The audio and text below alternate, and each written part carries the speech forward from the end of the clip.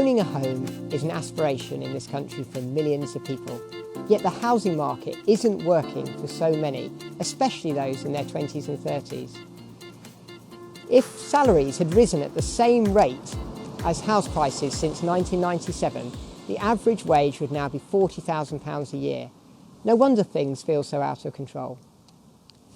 Hello, my name's Jonathan Chilvers, and I'm the Green Party candidate for the general election coming up on June the 8th for Warwick and Leamington. And I'm here at the edge of Whitnash to talk about how we can fix our housing crisis.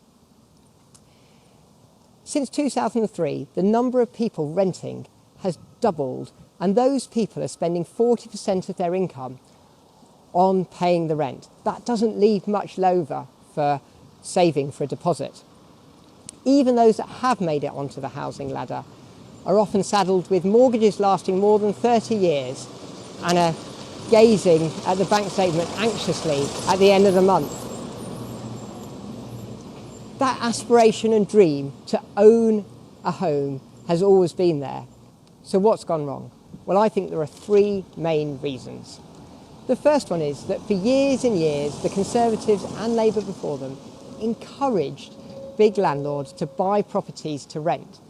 It's been partially reversed now, but there are still tax breaks of 25% for big landlords wanting a mortgage to buy a property.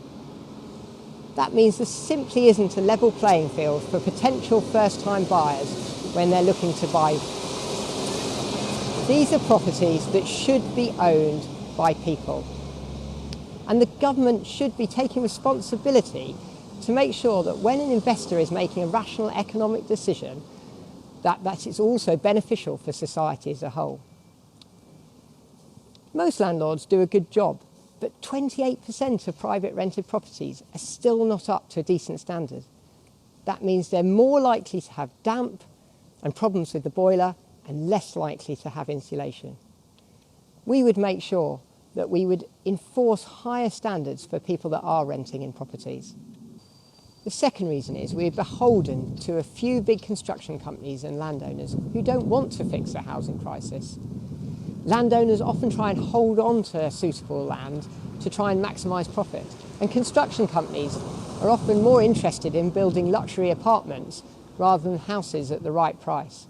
We've also seen that they're prepared to cut corners when making a fast buck, because over half of new properties have faults in them, as recent research has shown.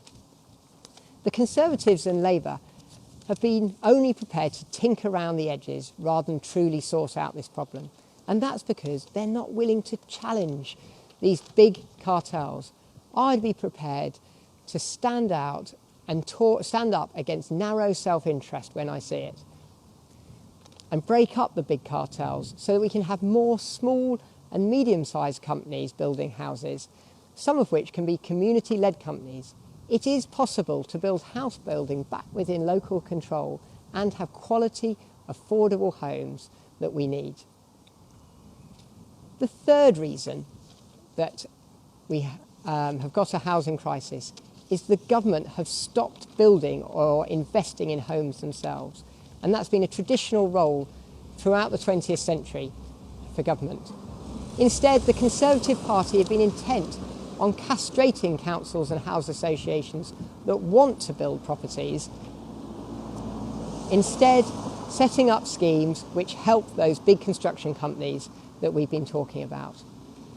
There's recent financial evidence which shows that it's a really good return for the taxpayer if the government invests in building houses and investing money for housing associations. So we will scrap inefficient schemes like Help to Buy that only help a few, and instead invest more in housing association and council properties that will give a good return for the council taxpayer. So we can solve the housing crisis if we want to.